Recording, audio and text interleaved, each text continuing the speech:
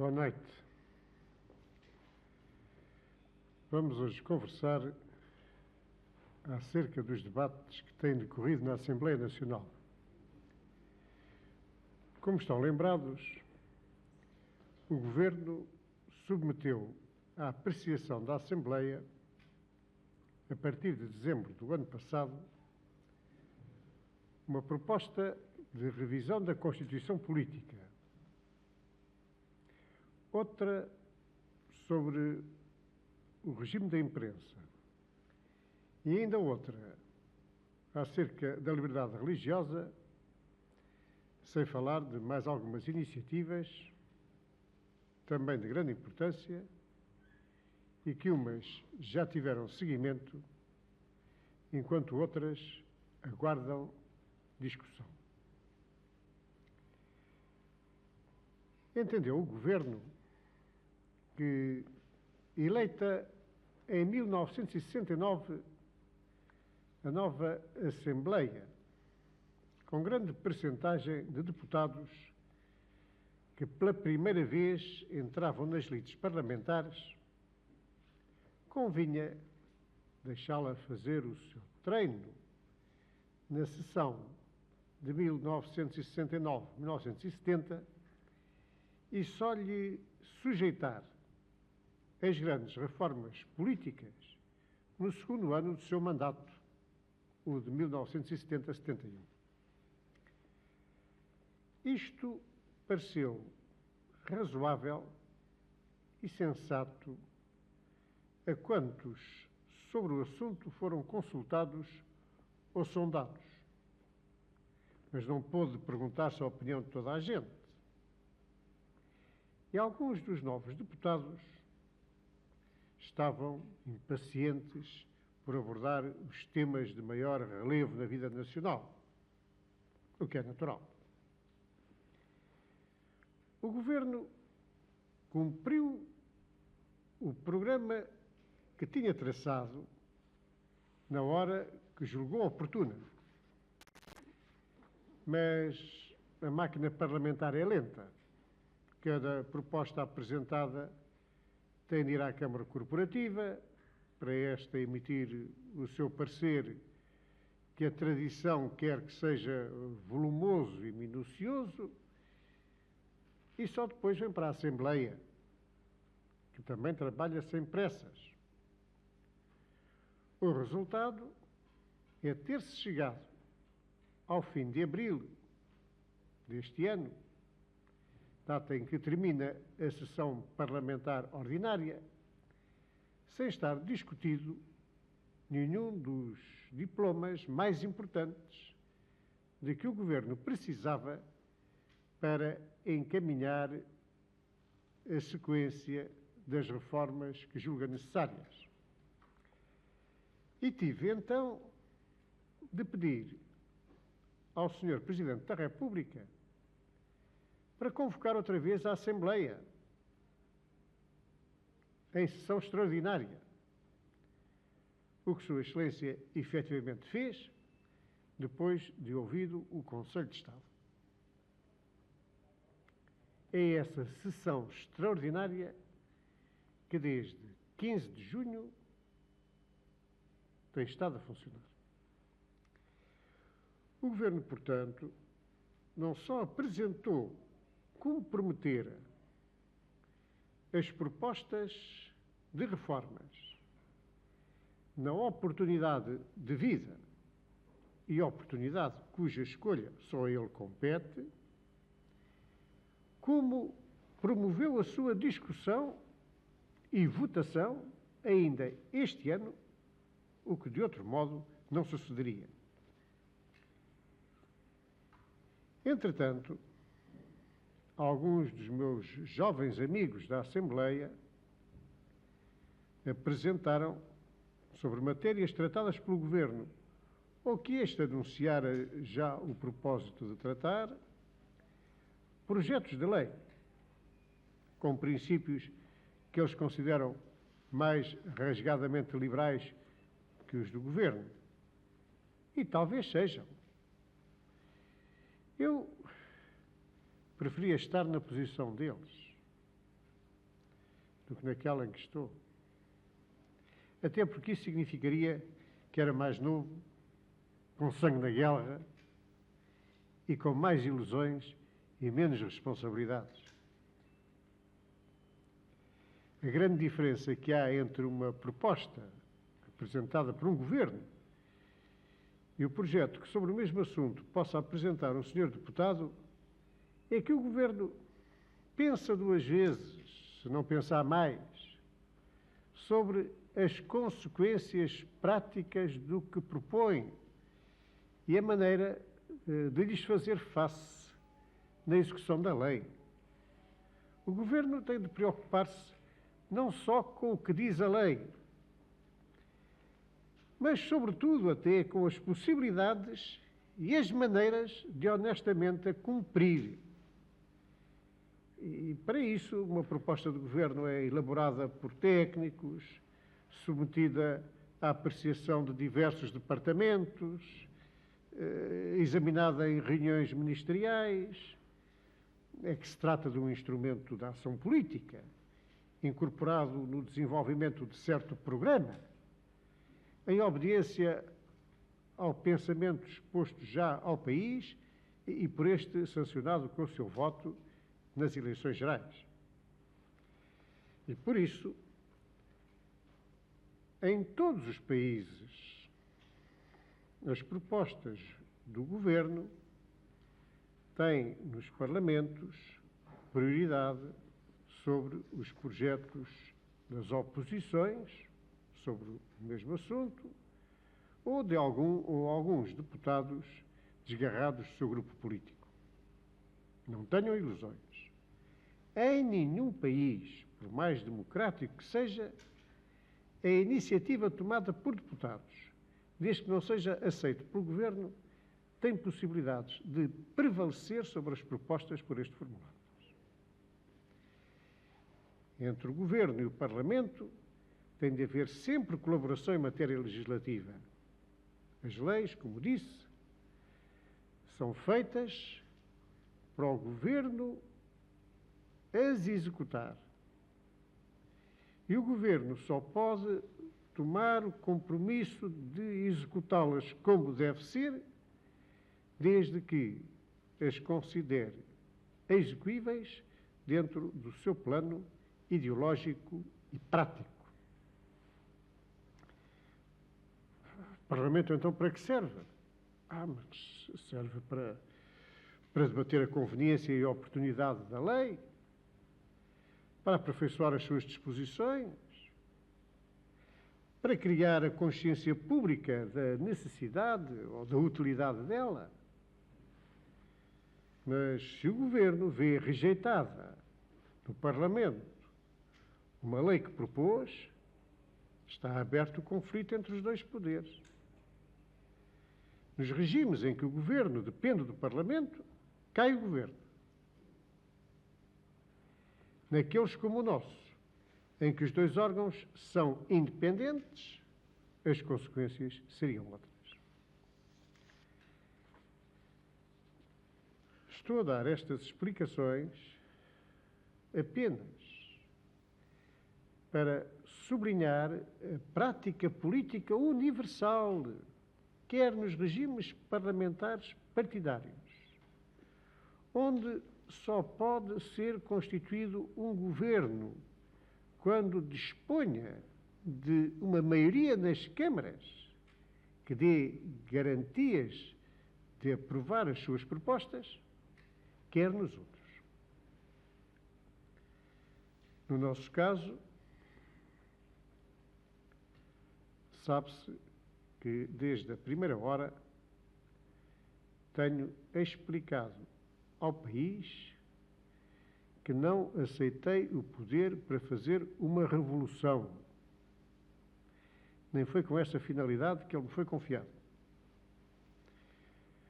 Procuro, assim, prudentemente, levar o país a adaptar-se a novas ideias e a novas fórmulas, sem sobressaltos escusados e que, sobretudo, seriam altamente inconvenientes na atual conjuntura nacional. Como há pouco disse, talvez eu fosse mais ousado nas ideias, nas palavras, nos projetos, se estivesse na posição de poder limitar-me a reclamar mais liberdade em nome dos imortais princípios. É uma posição muito simpática, que recebe os aplausos fáceis de numerosas pessoas e contra a qual pode parecer mal até combater. Depois de muitos anos de forte disciplina, os intelectuais estão ansiosos de liberdades, até com risco de se cair num individualismo ultrapassado que sobreponha os critérios e caprichos de cada um à indispensável colaboração num esforço coletivo sem o qual não conseguiremos resolver convenientemente os grandes problemas sociais. Infelizmente, estou em situação muito diferente dessas pessoas. Sobre os meus ombros pesam as responsabilidades da defesa nacional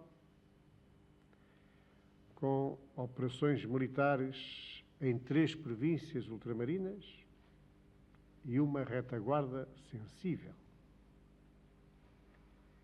Não se passa um dia sem que surja na cena internacional mais um golpe dos nossos adversários, obrigando a uma atenção constante e a um esforço permanente de luta diplomática e de esclarecimento de uma opinião envenenada nos países estrangeiros. Dentro do país, o inimigo encontra apoios, sobretudo firmados nos movimentos comunista e anarquista, procurando infiltrar-se cada vez mais nas escolas, nas forças armadas, na própria organização corporativa. Não estamos imunes à onda de imoralidade, de indisciplina, de confusão que corre à solta por esse mundo. E, enquanto tem de se fazer face a tudo isto, há que manter em primeiro plano as necessidades reais do país. Desde a luta contra a inflação, que como um cancro corrói hoje a economia de todos os países, destruindo a estabilidade dos preços e facilitando as reivindicações salariais, até aos problemas do fomento económico de uma nação que não pode nem deve estagnar, nem deixar-se sangrar pelo êxito dos seus filhos, e às exigências de promoção social formuladas por uma população justamente desejosa de mais largas perspectivas de educação e bem-estar. Mas para tudo isto é preciso dinheiro. E Deus sabe os cuidados que dá encontrá-lo a tempo e horas. E em termos de se conservar a ordem financeira que desde há 40 anos está e não pode deixar de estar na base da nossa vida económica e de toda a ação administrativa do Estado. Aí estão os motivos pelos quais eu não vou tão depressa como os meus jovens amigos, entre os quais há pessoas que tanto prezo e estimo, quereriam. E se eles estivessem no meu lugar, não se lembram daquele comentário do tempo da Revolução Francesa, segundo o qual, quando um jacobino era feito ministro, nem por isso passava a haver um ministro jacobino.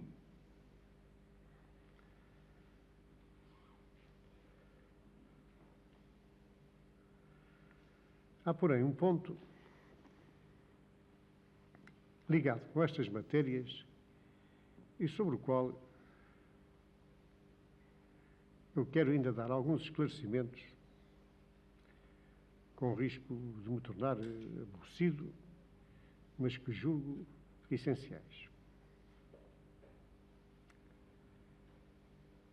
É quando da discussão da revisão constitucional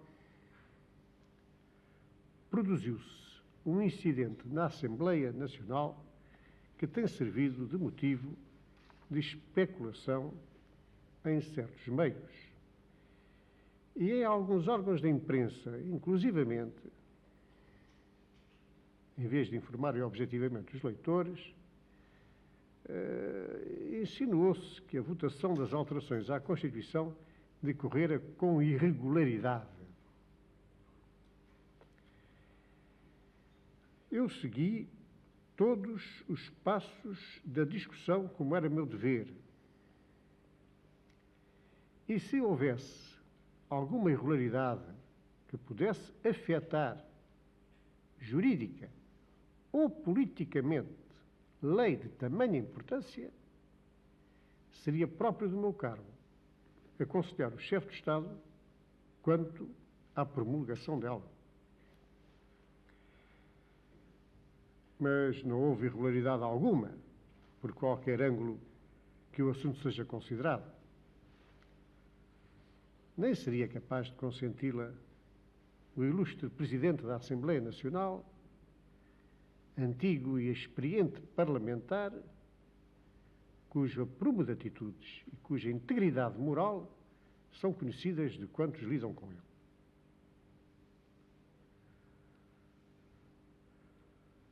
Vamos a ver então como se passaram as coisas.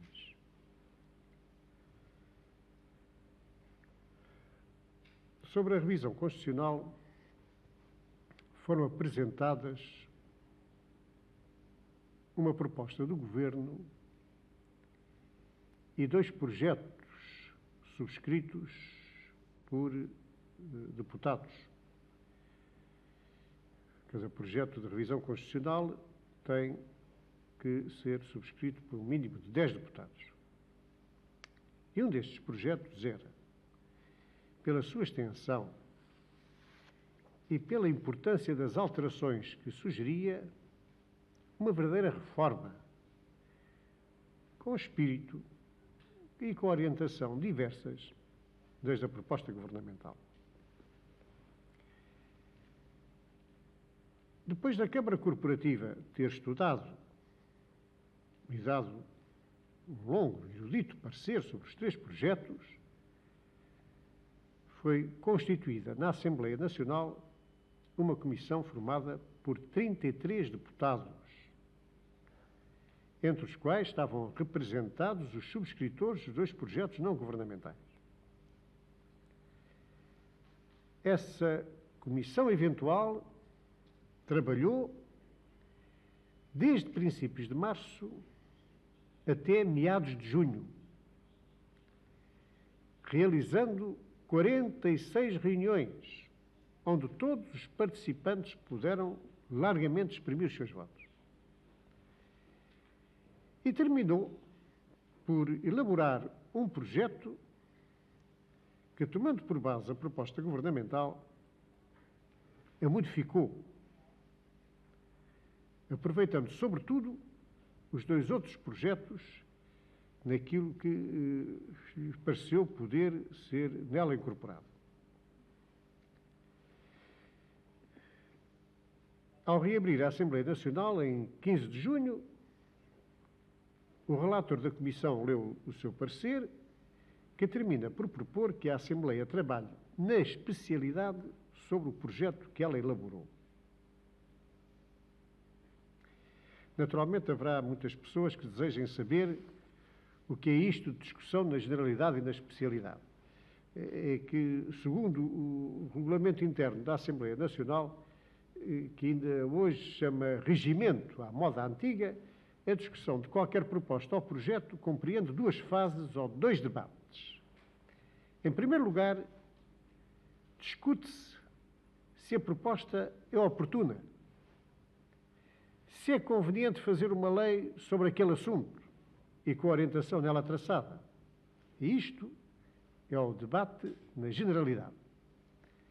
E depois, desde que a maioria entenda ser oportuno e conveniente tratar-se do assunto, passa-se a discutir a proposta base por base ou artigo por artigo. E então é a discussão na especialidade. E nesta altura podem os deputados introduzir, durante a discussão, propostas para ser eliminada uma base ou um artigo, para o outro ser substituído, para serem emendadas disposições da proposta, ou até para serem aditados, acrescentados outros preceitos que não estavam inicialmente previstos.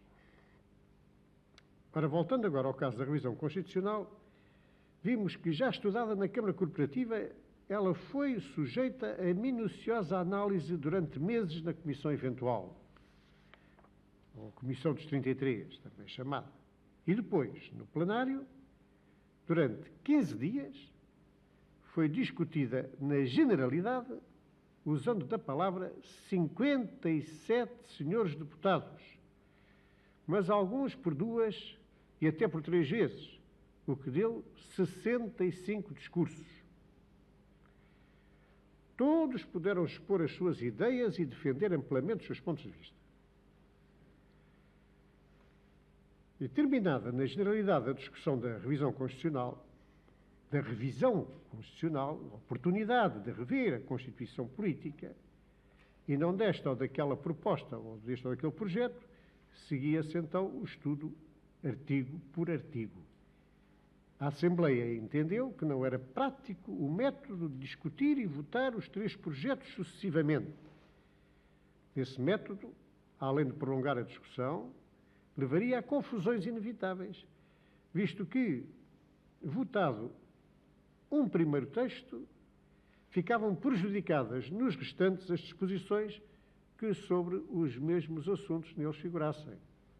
Os outros ficavam esfarrapados e seriam uma dificuldade estar-se a ver se aquele assunto já tinha ou não sido discutido e se sobre ele já tinha ou sido não tomada posição pela Assembleia. E seguiu, portanto, a Assembleia o caminho sugerido pela Comissão dos 33. Adotou para base do trabalho o projeto desta, formado, como já esclareci, a partir das 3 iniciativas apresentadas. Em qualquer parlamento do mundo se procede por forma igual ou análoga. E assim se procedeu na Assembleia Nacional Constituinte da República, de onde saiu a Constituição de 1911. E depois, para que serviria então uma comissão formada por cerca da 4ª parte dos membros da Câmara, se não para facilitar o trabalho dela, reduzindo a um só os 3 textos, que podiam ter sido 5, ou 10, ou 20. E é claro que não era prático, nessa altura, discutir todos eles. Mas, diz-se, por essa forma, os deputados não puderam defender os projetos que apresentaram. Não é verdade.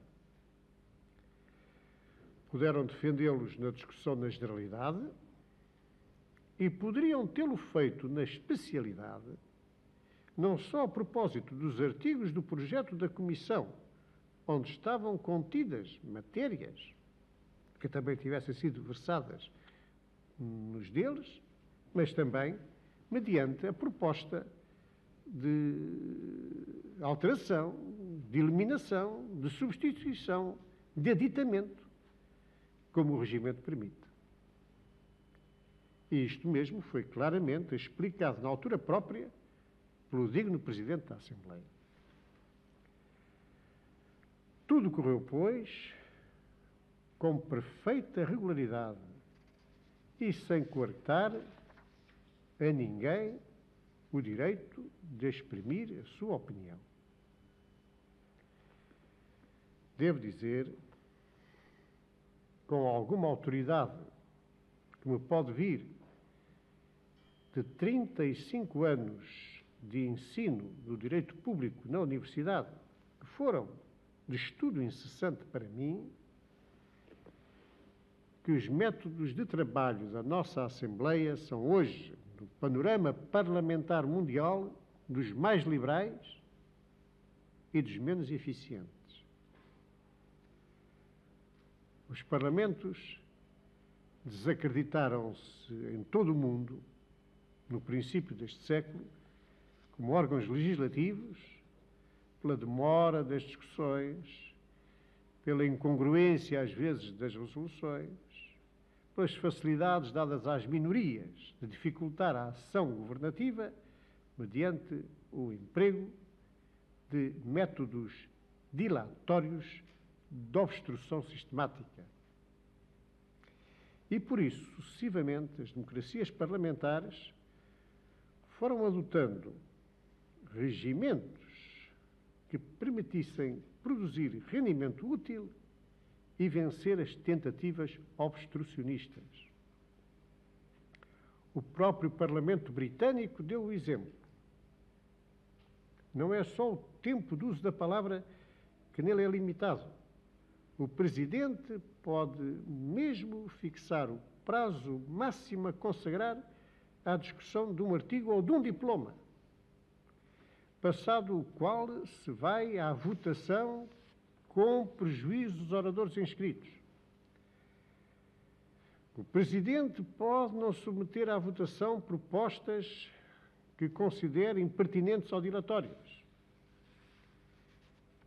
Em França, estudada em comissão uma proposta do Governo, este diz quais são as emendas sugeridas pela Comissão que ele aceita e, a seguir, a votação pode fazer-se em bloco, sem discussão na especialidade. A Itália, desde que na Comissão se chega a acordo, a lei é aprovada sem necessidade de ir ao plenário. E poderia multiplicar os exemplos de disciplina de trabalho nas Assembleias Legislativas, com o fim de apressar, abreviar e aumentar a eficácia da sua ação. É nas comissões em geral que se faz o estudo sério e fecundo, destinando-se à discussão pública, a elucidar a opinião acerca das grandes razões da opção e da posição dos opositores. Tenho esperança de que, com o estudo e a experiência, vamos vencendo certas dificuldades que só o são por falta de prática. Mas, entretanto, é preciso não transformarmos em questões pessoais as divergências de doutrina ou as querelas de métodos. A discussão tem de ser de ideias, mas nela há sempre lugar para o entendimento entre os homens.